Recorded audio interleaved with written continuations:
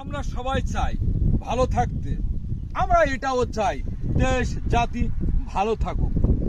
আমরা তার জন্য চায়ের দোকান, মাঠ ঘাট এবং শহর সমস্ত জায়গায় সমালোচনা করি, অন্যকে দোষ দিই। একটিবার নিজ থেকে ভেবে দেখেছি কি এর জন্য কি করণীয়। এর জন্য যেটা করণীয়, সর্বপ্রথম বলা কথাগুলি আগে নিজের সংশোধন হওয়া, নিজেকে ভালোভাবে রাখা এবং জানতে বুঝতে চিনতে পারা।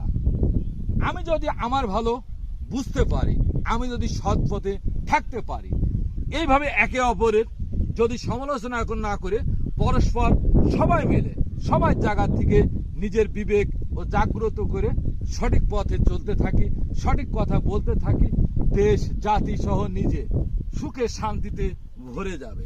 অন্যথায় সম্ভব নয়। আপনি যতই ভাবেন একজনের দোষ দিয়ে পার পেয়ে যাবেন, এটা মাত্র আপনার সামরিক আবেগের খোরাক, কিন্তু ক্ষতিটা পরিশেষ আপনার নিজের বডির পাতেই দিতে হবে।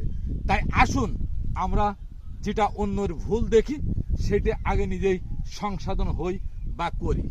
কাউকে আমরা যেন আমাদের কথা দ্বারা কষ্ট না দিই।